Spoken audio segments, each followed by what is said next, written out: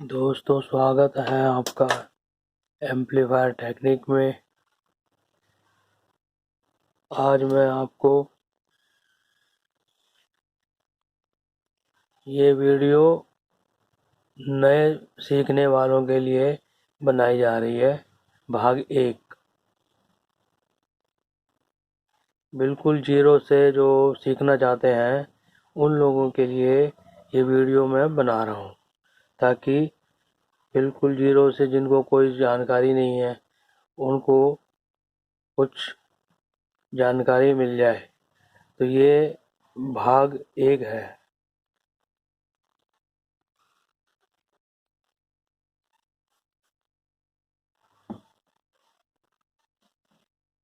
ठीक है,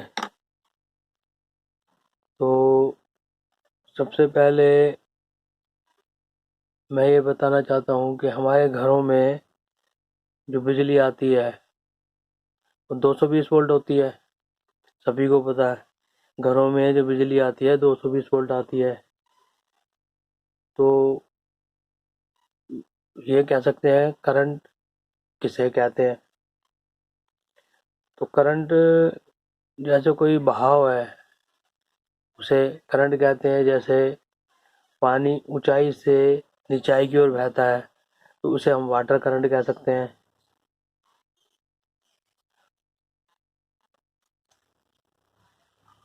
water current कह सकते हैं।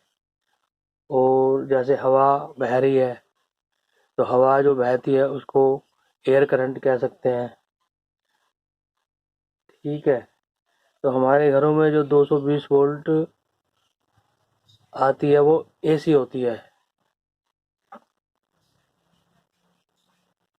एसी एसी का मतलब होता है अल्टरनेटिंग करंट।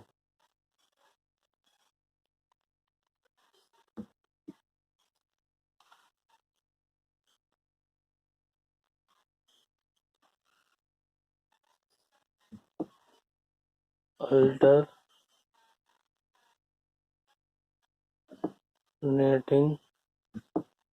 करंट।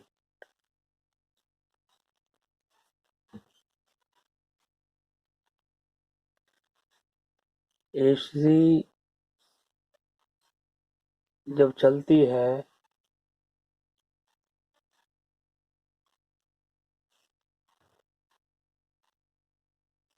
एसी का जो भाव होता है वो 50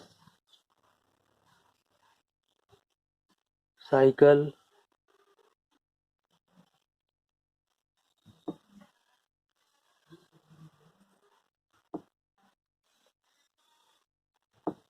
पर सेकेंड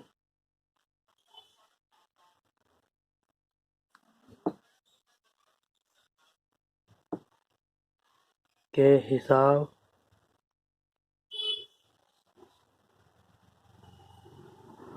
से चलती है।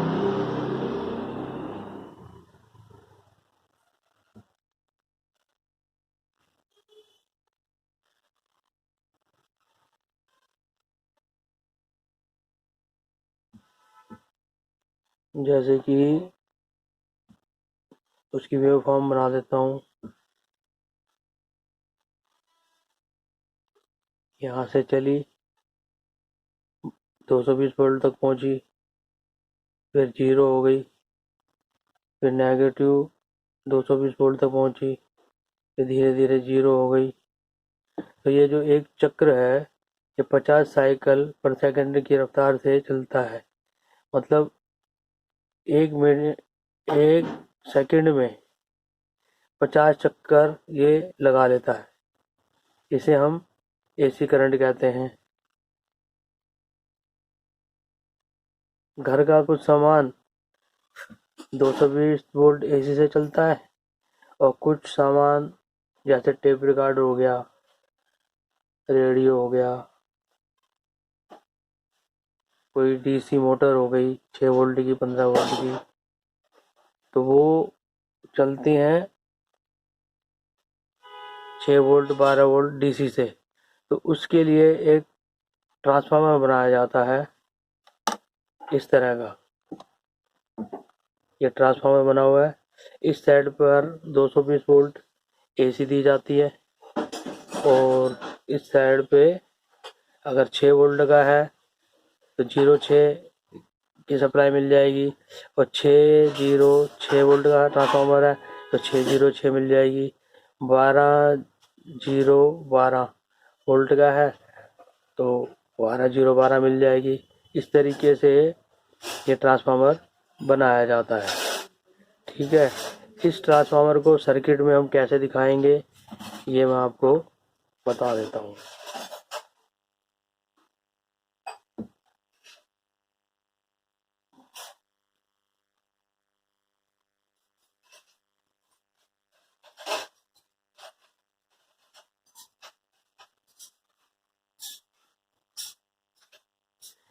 ये ट्रांसफार्मर है,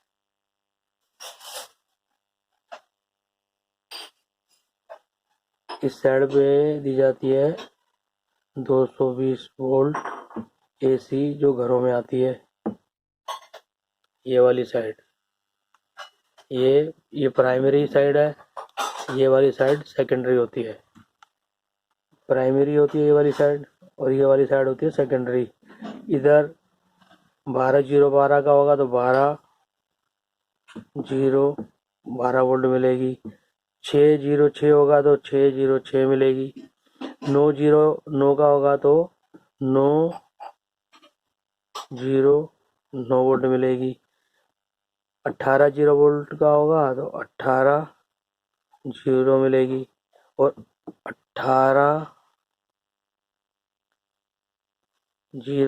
18 वोल्ट का होगा तो 18 वोल्ट प्राइमरी से सेकेंडरी में मिलेगी। ये प्राइमरी होती है, ये सेकेंडरी होती है। तो 220 वोल्ट एसी हमारे घरों में आती है। 220 वोल्ट प्राइमरी से सेकेंडरी की ओर 12012 एसी वोल्ट हमें यहाँ प्राप्त हो जाती है, एसी। ठीक है, अब जो हमारे घरों में जो कोई डीसी मोटर है, कोई टेप रिकॉर्डर है, तो वो डीसी वोल्ट से चलते हैं। तो उसको चलाने के लिए ये एसी से चलेगा ही नहीं, वो चलेगा डीसी वोल्ट से। उसके लिए एक डायोड का निर्माण किया गया, डायोड, जिसका सिंबल ये होता है।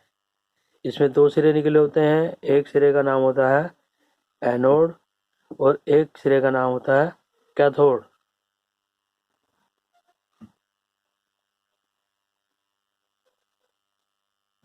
एक सिरे का नाम एनोड और एक का सिरा का नाम कैथोड।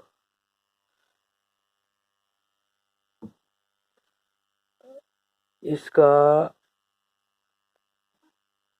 ये सर्किट में इस तरीके से दिखाया जाता है, और मार्केट से जब हमें मिलता है वो इस शेप में होता है। यहाँ पर एक वाइट कलर की पट्टी बनी होती है, ये एनोड और ये कैथोड। तो जिस साइड पे वाइट कलर की पट्टी बनी होगी वो वाली साइड कैथोड कहलाएगी। ठीक है, मैं आपको एक डायोड दिखा देता हूँ जो मार्केट में मिलता है। जैसे कि अब ये डायोड है, ठीक है।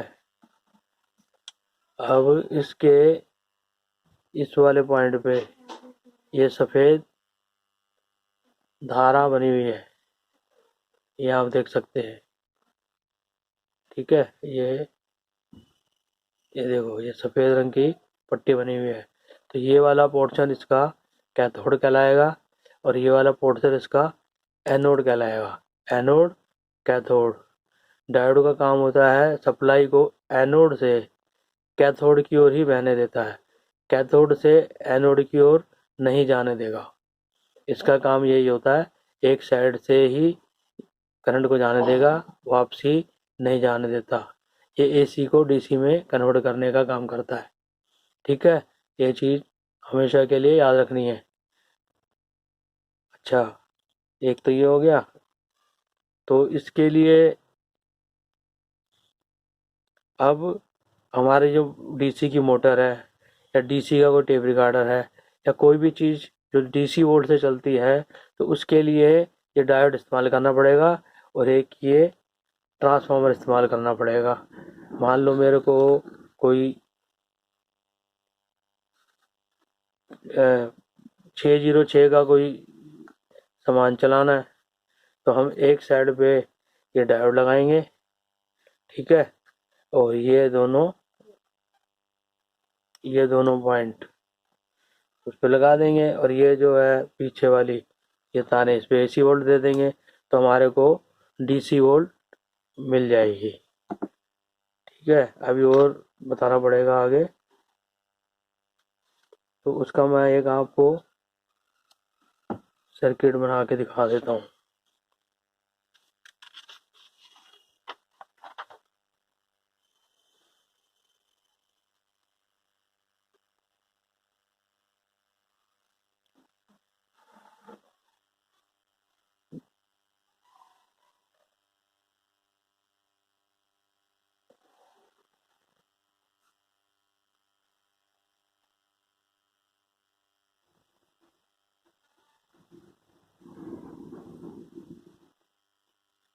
ठीक है, इधर आएगी 220 वोल्ट एसी जो हमारे घरों में आती है, ठीक है, और इधर हम लगा देंगे एक डायोड, ये जो मैंने आपको पहले दिखाया है ये वाला, ठीक है, ये डायोड हमने यहाँ लगा दिया। ये इसका एनोड,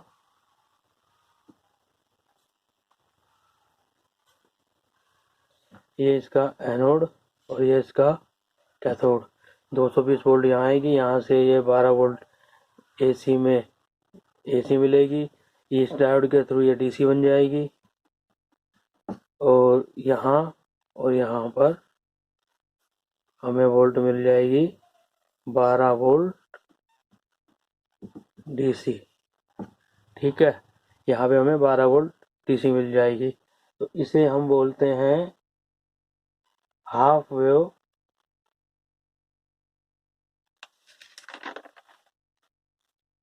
वेव रेक्टिफायर। इस सर्किट को बोलेंगे हाफ वेव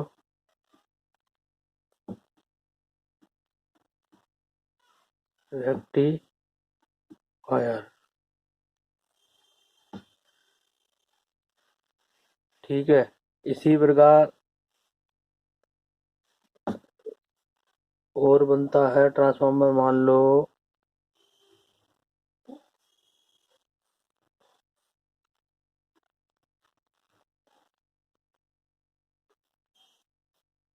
ये मिला है हमारे को ट्रांसफार्मर 12 0 12, ठीक है, यहाँ पे 220 वोल्ट 220 वोल्ट एसी दी जाएगी जो हमारे घरों में आती है। ये यहाँ से ट्रांसफर हो जाएगी, ये प्राइमरी है, ये सेकेंडरी में, ये सेकेंडरी में चली जाएगी, तो यहाँ पे हमारे को 12 वोल्ट एसी 12 वोल्ट एसी मिलेगी, इधर ही 12 वोल्ट एसी मिलेगी। तो अब हम इसको डीसी में कन्वर्ट करने के लिए एक डायोड हम यहाँ लगा देंगे, ठीक है, एक डायोड हम यहाँ लगा देंगे, ठीक है, और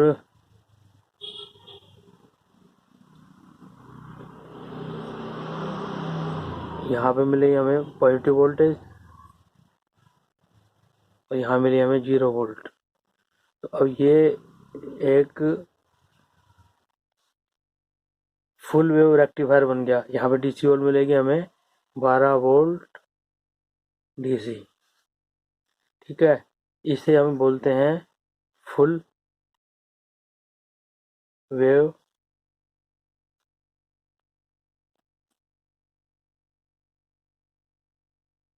रेक्टिफायर।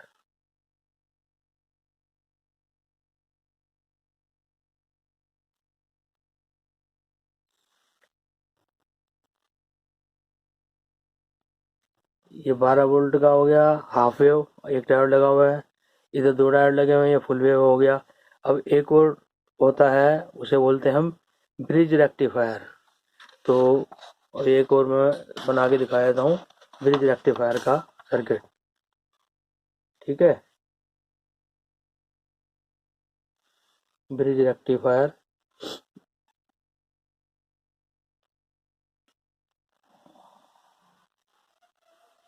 ट्रांसफार्मर हो गया। सर्किट में ट्रांसफार्मर इसी तरीके से दिखाया जाएगा। ये उसका सिंबल है। 220 वोल्ट एसी हम इधर देंगे और इधर जो भी हमारा ट्रांसफार्मर है, मान लो ये हमने 606 का ट्रांसफार्मर इस्तेमाल करा है। हमें मान लो 6 वोल्ट ही चाहिए तो 6 वोल्ट का ट्रांसफार्मर इस्तेमाल करा। ये प्राइमरी है, ये सेकेंडरी है। 220 वोल्ट जब इसमें लगाएंगे तो सेकेंडरी में ट्रांसफर हो जाएगी, तो यहाँ पे हमारे को 6 वोल्ट एसी मिलेगी। तो अब इसको ब्रिज रेक्टिफायर हमने लगाना है। तो ब्रिज रेक्टिफायर के लिए ये मैं आपको बना के दिखाया था सिंबल ब्रिज रेक्टिफायर का। ठीक है, ये देख लो।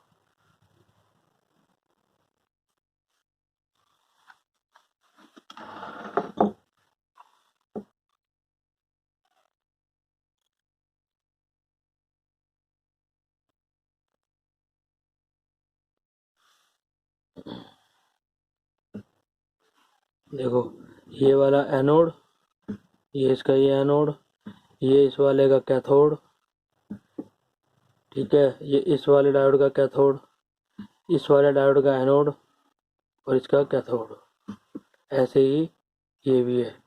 ठीक है, ये कैथोड हो गया और ये एनोड हो गया। ठीक है, अब ये ब्रिज रेक्टिफायर बन गया।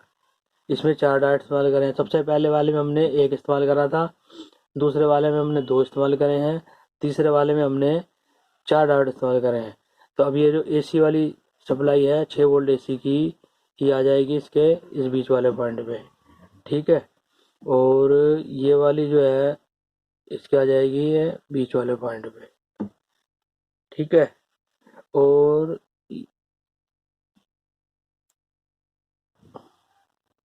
इस पॉइंट पे नेगेटिव मिलेगी और इस वाले पॉइंट पे पॉजिटिव मिलेगी। ये 0 हुई, ये 0 वोल्ट। ठीक है, तो यहाँ से नेगेटिव में मिल जाएगी, यहाँ से हमें पॉजिटिव मिल जाएगी। और हमारा को इसे हम बोलेंगे ब्रिज रेक्टिफायर।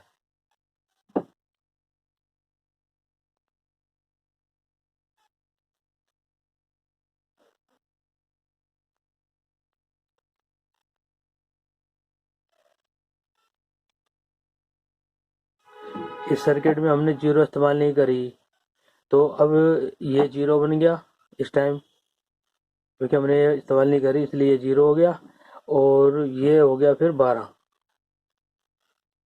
ये भी होता है, अगर आपने 0 इस्तेमाल नहीं करी तो ये 0 ये बन गई इस टाइम और सर्किट के हिसाब से, और ये जो है ये 12 वोल्ट बन गई। तो अब हमें यहाँ पे मिलेगी 12 वोल्ट डीसी। अगर हम इसको इस्तेमाल करते इसके लिए दूसरे तरीके से बनेगा, जैसे पहले वाले में बनाया गया था। इसकी इसमें 2 डायोड लगे थे, 0 इस्तेमाल करी थी हमने, तो ये 12 वोल्ट दे रहा है। ठीक है, हमने इसकी 0 इस्तेमाल नहीं करी तो 606 का ट्रांसफार्मर था, हमने 0 इस्तेमाल नहीं करी तो 0 12 बन गई। तो 12 वोल्ट हमें यहाँ पे मिल गई।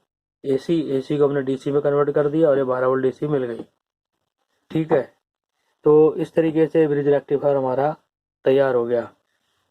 अब ये जितने भी जो बनाए गए हैं, जैसे कि अब ये बनाया है हमने 12 वोल्ट डीसी। ये 12 वोल्ट डीसी तो बन गई, लेकिन ये पूरी तरह से शुद्ध डीसी नहीं बन रही। जब भी एसी सप्लाई यहाँ से चली प्राइमरी से सेकेंडरी में, तो एसी जब डायोड लगने के बाद में एसी इस तरीके से आएगी, इसे बोलते हैं हाफ वेव। तो वेव जो बन रही है हाफ बन रही है।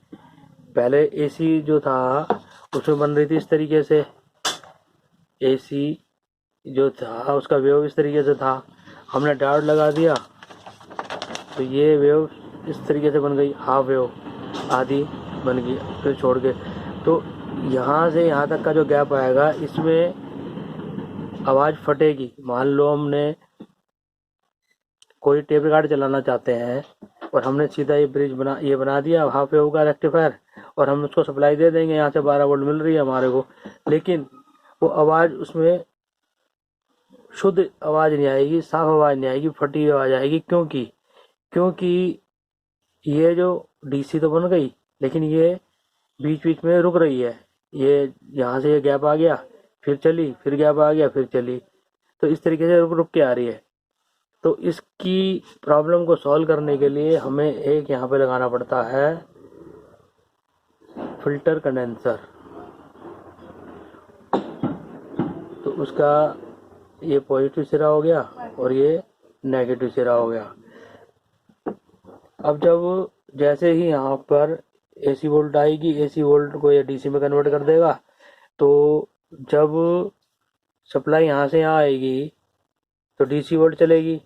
जैसे ही ये गैप आएगा, उस गैप के टाइम पे ये फिल्टर कंडेंसर चार्ज हो जाता है। तो चार्ज हो जाएगा तो उस टाइम पे ये अपनी सप्लाई देगा, ये कंडेंसर, ठीक है। फिर उसके बाद में जैसे जैसे डिस्चार्ज होने लगेगा तुरंत यहाँ से सप्लाई मिल गई इसको। तो ये क्रिया बार बार चलती रहती है। तो यहाँ पे फिर हमें मिलने लगती है शुद्ध डीसी, शुद्ध डीसी मिलने लगती है इस पॉइंट पे। तो ठीक इसी प्रकार यहाँ भी एक वही हाल है। एसी रिपल्स इस डायोड से होते हुए यहाँ तक आ जाएंगी। एसी रिपल को ख़त्म करने के लिए हमें एक यहाँ पे फिल्टर कंडेंसर लगाना पड़ेगा, जिसका ये सिरा पॉजिटिव होगा, ये सिरा नेगेटिव होगा। तो यहाँ पर डीसी वोल्टेज हमें प्रॉपर डीसी वोल्ट मिलेगी, शुद्ध डीसी। यहाँ भी शुद्ध डीसी मिलने लगेगी, ठीक है। और इसी प्रकार यहाँ भी एक फिल्टर कंडेंसर लगाना पड़ेगा हमारे को। तो यहाँ पे ये पॉजिटिव हो गया, ये नेगेटिव हो गया। तो अब वही वाली बात है, जैसे ही यहाँ से सप्लाई आएगी उसमें एसी रिपल होंगी। एसी रिपल को ख़त्म करने के लिए ये उसको जो यहाँ से सप्लाई मिलेगी उसको चार्ज करेगा। जैसे ये सर्कल इसका घूमेगा तो वैसे जब यहाँ पे वोल्टेज आनी बंद होगी तुरंत ये अपनी सप्लाई देगा कंडेंसर। तो यहाँ पे फिर शुद्ध डीसी मिलेगी, ठीक है। अच्छा, डीसी वोल्ट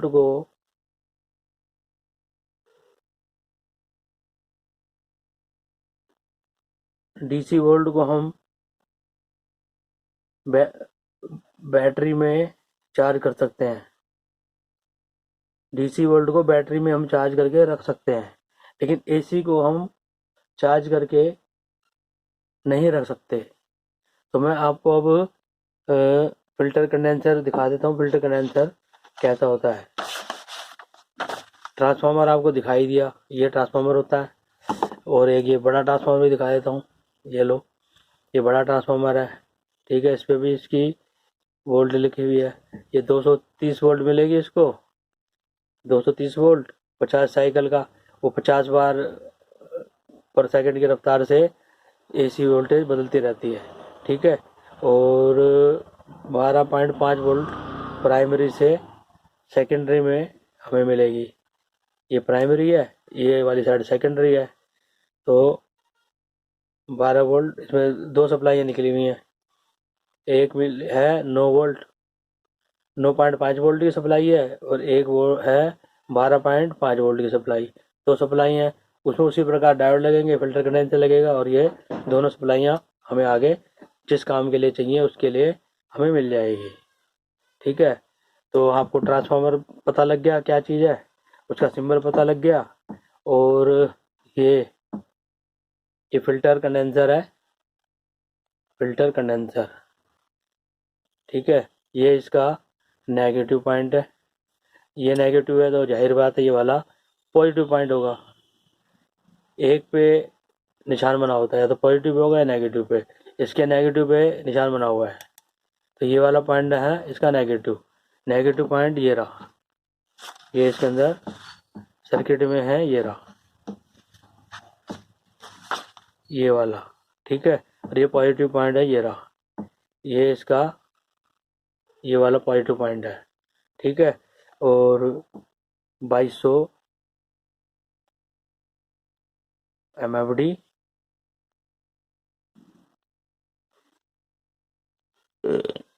12 वोल्ट की सप्लाई है, तो कम से कम 25 वोल्ट का कंडेंसर लगेगा लगभग। थोड़ा सा जितनी वोल्ट की सप्लाई होती है उससे थोड़ा सा ज़्यादा MFD का कंडेंसर लगाना पड़ता है, ठीक है। कंडेंसर की आपको जानकारी मिल गई, ये कंडेंसर होता है। एक कंडेंसर देखो, ये फिल्टर कंडेंसर है, ये एम्पलीफायर जो बड़े बड़े होते हैं उनमें लगता है। ये 330 MFD 450 वोल्ट का है। SMPS सप्लाई में भी लगेगा, ये SMPS सप्लाई में ये लगेगा। इसके ऊपर भी है, ये नेगेटिव का ये पॉइंट बना हुआ है, सिंबल बना हुआ है, और इस पे बना हुआ है, तो ये वाला पॉजिटिव पॉइंट हो गया। ये सब आपको आज पता चल गया है। और ये देखो, ये है कैपेसिटर,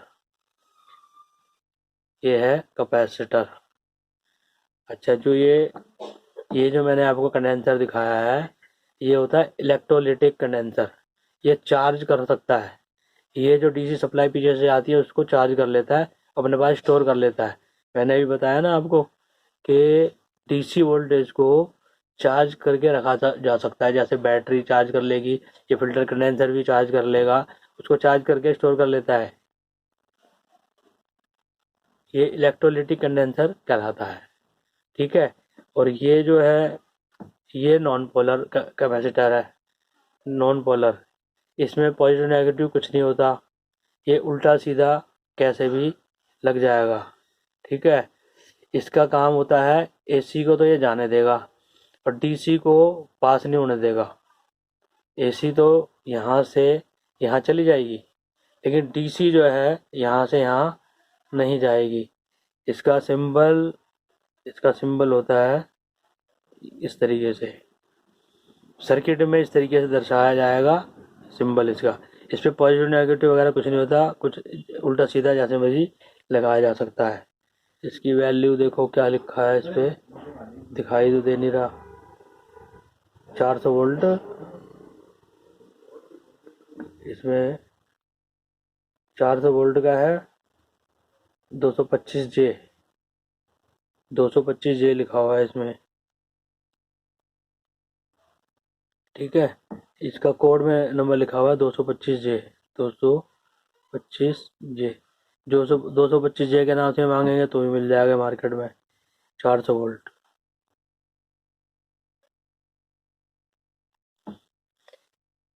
ये नॉन पोलर कैपेसिटर है, ये जो है पॉजिटिव नेगेटिव होता है इसमें, ये इलेक्ट्रोलिटिक होता है। इसमें जो है सप्लाई है चार्ज हो जाती है, इसमें ये एसी को जाने देता है, डीसी को नहीं जाने देगा। अगर इधर हम कोई एसी सिग्नल देंगे या एसी सप्लाई देंगे तो ये यहाँ से यहाँ ट्रांसफ़र हो जाएगी एसी सप्लाई, डीसी को ये नहीं जाने देगा। तो एसी रिपल को ख़त्म करने के लिए, जैसे कि थोड़ी बहुत और एसी रिपल अगर आ रही है, उसको ख़त्म करने के लिए एक यहाँ पे पीएफ भी लगाया जा सकता है, और लगाते भी हैं। अच्छी क्वालिटी के जो ब्रिज रेक्टिफायर होता है उसमें एक फिल्टर लगा दिया जाता है, ये कैपेसिटर नॉन पोलर। तो एसी जो इधर से आएगी, एसी रिपल्स, कुछ एसी बच गई वो इसको यहाँ से ग्राउंड कर देगा, और यहाँ पे स्मूथ डीसी मिलेगी। डीसी को ये चार्ज करेगा, कुछ थोड़ी बहुत रह जाएगी उसको डीसी को ये चार्ज करेगा। फिर जैसे ही इधर कम ज़्यादा होगी तो इसको उस टाइम पे ये अपनी फिल्ट्रेशन में से सप्लाई आगे दे देगा, तो शुद्ध यहाँ पे डीसी हमारे को मिल जाएगी। तो आज आप लोगों को ट्रांसफार्मर की जानकारी हो गई, कंडेंसर की जानकारी होगी, कैपेसिटर की जानकारी हो गई, और ये जो है आपके डायोड, इस डायोड का इस सिरे पे पट्टी बनी हुई है, ये कैथोड है, इस साइड पे ये नॉर्मल है, एनोड है। तो इस प्रकार आपको इतनी जानकारी मैंने आज की तारीख में दे दी। ये इस एपिसोड का पहला भाग है। अगला भाग अगली वीडियो में मैं इसका आगे के जो पुर्जे हैं उनकी जानकारी दूंगा, और कौन सा पुर्जा कैसे काम करता है, क्या उसका तरीका है, तो सारा कुछ मैं आपको स्टेप बाय स्टेप बता दूंगा। ठीक है, आज की वीडियो इतनी ही। अगली वीडियो में फिर मिलते हैं। और ये वीडियो अगर अच्छी लगे तो सब्सक्राइब करना और आगे बढ़ाना। अगली वीडियो तक के लिए प्रणाम।